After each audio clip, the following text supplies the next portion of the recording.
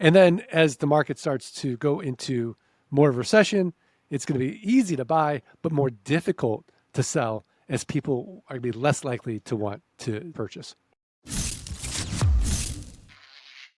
Hey folks, welcome back to the High Voltage Business Builders Podcast. My name is Neil Twa. If you haven't checked out, liked, subscribed, or seen what we're doing, please go out right now to Apple, Google, Spotify, or anywhere else on YouTube. Check out what we're doing at voltagedm.com and learn about the wonderful kind of guests that we have and the honor I have with sharing the platform with some amazing people like the person I'm going to talk about today, who I know that if you are interested in getting rich off of dirt, then this is the guy that you want to talk to. So I'm going to welcome, he's even wrote the book on how to get rich off dirt. So we're going to talk about that today, probably a few other fun things. Mark, thanks for joining me today, man. Neil Twa, it's a pleasure, brother. Welcome. You. I think you just had fun saying my name, didn't you? I did. Yeah. I love it. People get a kick out of it. All right, so we're talking about dirt. Not just dirt farming, not going for the gold, right? But liquid dirt gold, if you will. Tell me what that means to somebody who's wanting to know, how do I get rich with dirt? Yeah. So basically, it's just a business model where we take an asset like raw land and we make it cash flow like a rental home. And so, Neil, probably the easiest thing to do is just walk you step by step through the model. All right, break it down for me. My first question would be, where do you live? I live in Missouri, land of dirt. Yeah, so the Show Me State. I grew up in St. Louis. Oh, did you? I didn't know that. Oh, very cool. Yeah. I'm all about that Provel cheese. Anyways. Yeah. We're rock farmers out here, though. That's cool, though. Okay, so you're in Missouri. I'm going to assume that you own 5 acres of raw land where I live in Arizona, and you owe $200 in back taxes. So essentially, you're advertising two really important things to me. Number one, you have no emotional attachment to the raw land because you're in Missouri, the property's in Arizona. And number two, you're distressed financially in some weird way because we don't pay for things like our property taxes. Mm-hmm.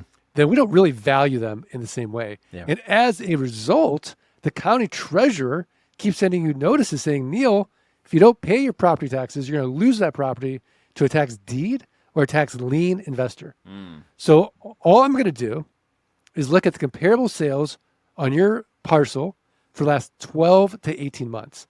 Okay. Let's say it's $10,000. I'm going to take the lowest comparable sale. Let's say it's $10,000. And then I'm going to divide by 4. And that's going to get me what Warren Buffett would call a 300% margin of safety. So I don't want to be like the housing guys and send you a blanket offer saying, I'm interested in buying your land. Yeah. No, I'm going to send you an actual offer of $2,500 for your parcel. Now you accept it. Why? Because for you, $2,500 is better than nothing. In reality, 3 to 5% of people will accept your quote unquote top dollar offer. But now that you've accepted it, I have to go through due diligence or in-depth research. I have to confirm you still own the property. I have to make sure that back taxes are only $200. I have to make sure there's been no breaks in the chain of title. There's no liens or encumbrances. Mm-hmm. And so this whole property checklist can be outsourced to, like I have a team in Jamaica. So it costs about $11. And while they're doing this due diligence, they're getting the plat maps and the aerial maps and satellite maps. And I'm creating my marketing package at the same time I'm doing my due diligence for the next person that's going to buy it. Now, if we assume that everything checks out, I'm going to then write you a check for $2,500 or maybe $2,300 and pay the back taxes of $200 and own it free and clear. And then, Neil, I'm going to sell it 30 days or less and make it cash flow. So I have a built-in best buyer. Do you know who it is? You. No. I already own your land. Oh, you already own my. Oh, who are you selling it to? Your investment group? Yeah. No. Back to the government? No. I'm going to keep guessing. I told you I was going to ask stupid questions. No. I'm going to sell it to the neighbors. Of course, the people next door. Why not? Who wouldn't want an extra 5 acres? Yes, of course. There you go. So I'm going to send out neighbor letters saying, hey, here's your opportunity. Protect your privacy. Right. Protect your views. Know your neighbor. So oftentimes the neighbors will buy. Now, if they pass, I'll go to my buyer's list. The buyer's list passes, I'll go to a website you may have heard of. It's called Craigslist. It's the 15th most trafficked website in the United States. Okay. I'll go to one I know you've heard of called Meta or Facebook buy-sell groups in the marketplace. And then I'll go to the lands, landmodo.com, landsofamerica.com, landandfarm.com, landflip.com, landhub.com. These are platforms where people buy and sell Yeah. raw land. Yeah. But the secret of selling it so quickly is in the pricing. So all I'm going to ask for is a $2,500 down payment. And then I'll price it like a car payment. Let's say $197 a month and 9% interest for the next 84 months. So it's a one-time sale. I'm going to get my money out on the down payment. I could go 6 to 10 months out. And then I'm getting $197 a month and 9% interest over the next 84 months. No renters, no rehabs, no renovations, no rodents. And because I'm not dealing with a tenant, I'm exempt from Dodd-Frank, RESPA, and the SAFE Act, all this owner's real estate legislation. Raw land. So it's a simple game. Yeah. Yeah. Can you create enough land notes where your passive income exceeds your fixed expenses, and then you're working because you want to, not because you have to? Okay, so I got to summarize all this if I can break this down for you in the language that I just heard, if that's Sure. okay. All right, so I'm going to go out Yeah. and find tax lien properties that may have like 5 acres in Arizona that's, up for a $200 tax lien that someone hasn't paid for in some amount of time. And I'm going to basically... Well, you want to get it before it goes to tax lien. Before it goes to auction or tax lien, okay. And then I'm going to make an offer to them to basically come in and give the a fair market value price for that land or the tax lien, if I'm hearing you correctly. Well, we're gonna take the lowest comparable sale Lowest comparable and sale. divide by 4. Divide by Right. 4. So we want to have Got a it. 300% margin of safety. Got it. So we're buying at 25, 30 cents on the dollar. So we're buying it with equity already in it, in essence. Exactly. We're making our money on the buy. Got it. So then I take that back out and I'm going to find a buyer, first level, neighbors. Hey, neighbors, would you like this property? It's valued at around, let's say, $10,000, but for for you, it's only $2,500 right now, and 48 payments of $197. You got it. Oh, You got it. It's like stupid simple. I don't know why I didn't think about that earlier. So in essence, then I basically can cash flow the land over. I get down payment on it initially, which will more than cover my cost of most likely buying a property away from the tax. And then, of course, I have a continuity stream of income over that 48 months. How often do people not pay their 197 on their property, as this hypothetical example goes? Yeah. So we're going to look at about a 10% default rate Okay. in a normal market. So as the market gets worse, let's say we go into recession, maybe it's a 15, 20% default rate. Okay. If we're talking about the Great Recession of 2008, Yeah. it was about a 50% Sure. default rate. Now, the way that we structure these is we don't do deeds of trusts. We use land contracts. So land contracts does that until you pay off your promissory note, The land. that the asset is not yours. So all that's happening is every time they make a monthly payment, their down payment, they're lowering our cost basis. So if they default, our cost basis goes lower. We do it again. Yeah. We get a new down payment. We get more monthly payments. We extend out our return on So for investment. 10% of the time, you'll maybe even double the down payment, plus bringing in a secondary person who actually brings in more profit because the first person already paid down to 13 months on the loan. Okay, wow, that's a very fascinating model. How'd you get started in that? So in 2000, I was a miserable, micromanaged, 45-minute commute to work and back investment banker, specializing in mergers and acquisitions with private equity groups. And it got so bad for me, Neil, that I wouldn't get the Sunday blues, anticipating Monday coming around. I'd get the Friday blues, The anticipating Thursday, the weekend Wednesday. coming by. Yeah. Right. Yeah. And so my firm hires this guy. He's telling me there's a side hustle. He's buying up raw land, pennies on the dollar, and he's flipping them online. He's making 300% return on his investment. And I'm like, 300%. And I'm looking at companies all day long that are not making any money. Yeah. And so, your average company might be, a great company is 15% EBITDA margins. Average company is 10%. And I'm looking at companies all day long less than 10%. So we're from Missouri, the show me state. I don't believe him. All right. Show me the And money. I got $3,000, saved up for car repairs. I go to New Mexico with him. I do exactly what he tells me to do. I buy 10 half-acre parcels, the average price of $300 each. I flip those online. They all sell for an average price of $1,200 each. And it took about 18 months for the land investing income to exceed the investment banking income. And then I quit, and I've been doing it 18 full-time months, ever really? since. Wow. That's actually pretty impressive. 18 months. Yeah. Good for you. So now at this point, how many deals are you turning over a year? So we try to do a deal a day. I've done over 6,000 in my career, Wow. but the goal is to do about a deal a day. About a deal a day. Okay. And this is going to sound like a dumb question, but it sounds real easy for you to say, well, there's a guy with 5 acres in Arizona. Like, how do you normally find those deals? Are they readily available? How do you track down Yeah, the deal opportunities? right. I mean, let's face it. Nobody wakes up and thinks to themselves, boy, I'd like, some raw land today in Iowa, Yeah. unless you live in Well, I Iowa. actually think about that because I have really. Right. So maybe you do, but I mean, the average, think about somebody in New York. Well, of course, They're yeah. typically, yeah, they want the sunshine states. They They want, want other places. They're moving a uh, lot right now. It's just laughing because my wife and I literally had this conversation this morning. Our neighbor's out. It's first cut of the season in June, and he's cutting out his property over there. And we've asked him before, how many of your acres would you be willing to sell us? And my wife asked me again this morning. She's like, would we ever be interested in that entire property, that acreage, house, and everything over there if he ever wanted to sell it? And I said, well, that's a good possibility of it. Yeah. We'd expand it yeah, out 160 acres or so. in yeah, the yeah. process. There you go. Yeah. So basically, we want to focus on counties in the Southwest, California, a little bit in the Northwest, let's Okay. say Washington, Oregon, Florida, and then some parts in the Midwest. Yeah. So really, we want to go where other land investors are because we know there's a market there. Yeah. Right. So using, say, an e-commerce model, and I think to myself, boy, I love this mouse pad I've got for $20. And I think to myself, oh, wouldn't everybody like a mouse pad for $20? And you're like, well, no, you're pretty much the only person that likes that particular mouse pad based on the data. Pink. It's a pink mouse. Pink, right. Yeah. So, Striker. you're like, no, that's not where you want to go. So we Right. want to go where we know definitively there's a strong market. Mm-hmm. Competition is not bad. Yeah. Yeah, Drives price, exactly. drives value. Okay. So the real question then, and this is maybe a difficult one for you to answer, but what is the market like now compared to 28, and what do you see, if I can two-part that, in the next year as we're 2023 and coming to the end of the year, probably by the time this broadcast is being released, if you open that crystal ball and kind of see where we are and where we're going, what would you say to the world about real estate right now? Yeah. So what's interesting about our model is we don't use any debt. So we're paying cash for all these properties. As a result, interest rates can do whatever they want, Yeah. and we're not, having an issue like, let's say, a multifamily investor might if they didn't buy down their rate.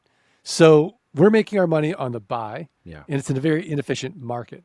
So from my perspective, as long as unemployment does not spike, and even if it does, that's going to be our biggest risk, Right. because it's going to be in any market cycle.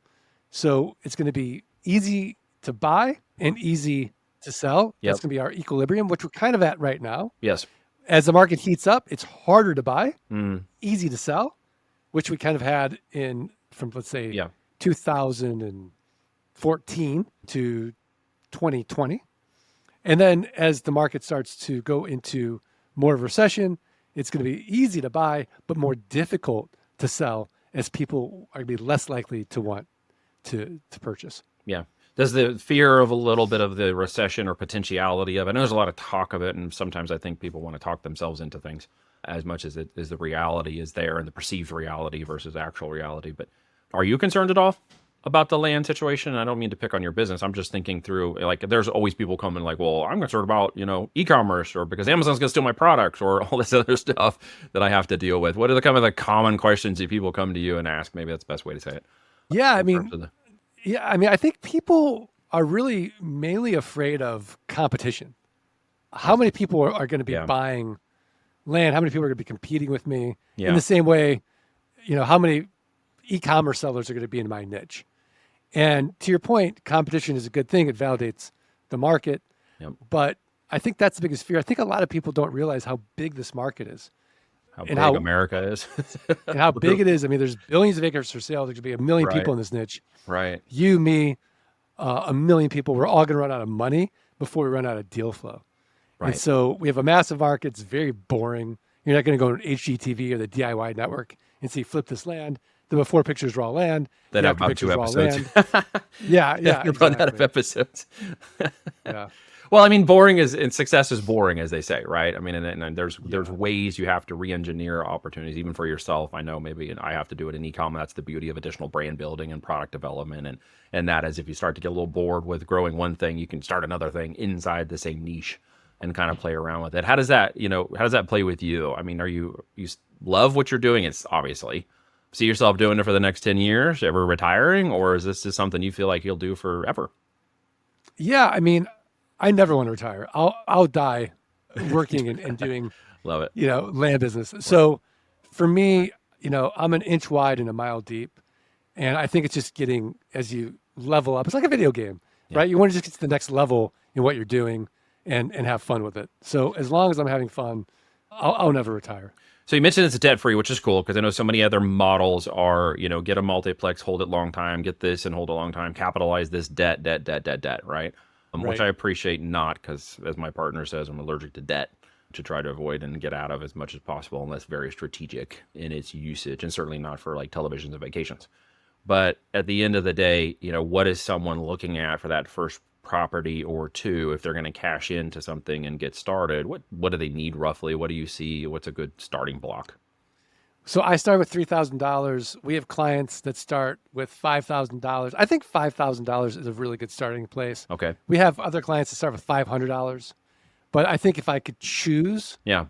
I'd say $5,000 is a really good starting Where place. does that give me a head start? Is it buying more land? Is it just the opportunities increase at 5,000 in terms of valuations? Why five, I guess is the best way to say that. I think five gives you enough runway to buy enough inexpensive pieces of land Yeah. to validate the model, I see. right? Okay. And then once it's been validated, then you can start really I see. going to that next That level. five isn't going to go to just one property. It's going to go to multiple properties to start. Right. Yeah, okay. Well, how many Yeah. out of five would you normally have somebody start with? 3, 2, 4, Yeah, I would say, 3 to 5. 3 to 5 in that first. So about $1,000 roughly per acre of land. Okay. Yeah. And what are the size Well, plots? not necessarily an acre. Well, I'm but sorry, it could but be per yeah, plot, whatever that looks per like. plot. Yeah. What does that end up Yeah. being? Is it, you said 5 acres as an example. Is that kind of an average, or do they go higher? Are they like 30, 40, 50, 100 acres? Well, not for $5,000. Well, Not for- you might be able to get a 40. Well, it's 5,000 an parts. acre where I live now. Yeah. It was 1,100 per an acre when I bought my property in 2012. Yeah. But I could sell it for just about $5,000 an acre right now. Yeah. So, I mean, you can see the margins that Yep. we're dealing with. Yeah, very interesting. Okay, so is there any question I didn't ask you in that process that maybe I skipped over on accident? I think a lot of people want to know, like, why teach this if it's so great? Well, of course. And- Why? Yeah, and- that's the whole negative mindset kicking in. Why would you teach anybody to do Yeah. this if you can't do it yourself?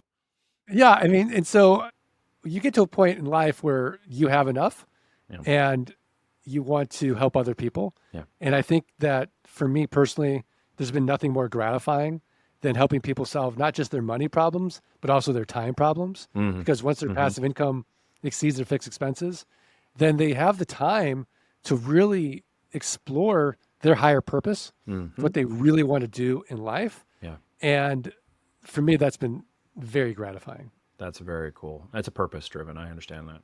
If I were going to do this myself and I wanted to go learn from you, where would I go? Is there a specific place, a training, a course, or somewhere that I can go, investigate more and learn how to do the process more detailed than we just talked about? Yeah, I think a great place to go is thelandgeek.com. Okay. Thelandgeek.com. You could even start with Dirt Rich. Yeah, grab a Which, copy of that right? On yeah. Amazon. On Amazon, or I think you can even get it on our website, thelandgeek.com Okay. /Dirt Rich, which might be even better. So I think just educating yourself on the model, Yeah. see if it resonates with you is Yeah. really a good place to start. Well, here, let me do something for you. So if anybody buys that off of Amazon and is listening to this podcast, you can email me, neil@voltagedm.com, and I will get you a signed copy and reimburse you if you take a picture of that and post it on your podcast. So I'm going to reimburse at least the first, let's say 5 people who buy it after listening to this podcast. I'm going to reimburse each of you. You just got to email me, neil@voltagedm.com with that. I'll reimburse you. I'll get Mark to sign a copy. We'll get you out there, and for his benefit, we'll put it out there into the world for you. How about that? Neil, that's so generous. That's awesome, man. Thank you. Yeah, it's a great book. I checked out the summary of it. I need to get a copy of it and read up on it myself because I'm very interested. But let's say if I don't have, time and money are always important, right? If I got enough money, I got time. If I don't have enough time, I got enough money. Where would I go if I just wanted you to help me do it, or is that even an option? Yeah, so it's not really an option unless you're an accredited investor. Okay, simple. That's a great answer. Yeah, I don't do it for everybody myself either, as we talked about. Well, man, this has been a Right. great chat. Guys, check it out. Go over to thelandgeek.com. Go on Amazon. Look up Dirt Rich. If you do, and you're listening to this, and one of the first 5 people to email me, I'm going to reimburse you for the cost of the book. And we'll get that pic. You'll get a picture of the book. That's going to be a requirement that you bought the book. Send a picture to me, and I'll make sure Mark can get that and use it. And then, of course, we'll get you a great copy and a great start on land flipping. Mark, thank you so much for coming on and sharing this information with me, man. Neil, thank you so much. I appreciate you. All right, folks, give Mark some love, like, comment, help us beat big tech at its game by sharing, liking. If you loved this, go leave me a review. Tell Mark how great he is because he did an amazing job today. And if you like what he's doing, go check him out. If you are interested in e-com and want to know how to build active to passive income in physical products and then take that capital and go do land flipping, go to voltagedm.com, where Mark and I will help you both in the different ways that you can make wealth without Wall Street. Guys, have a great day. We'll check you out later.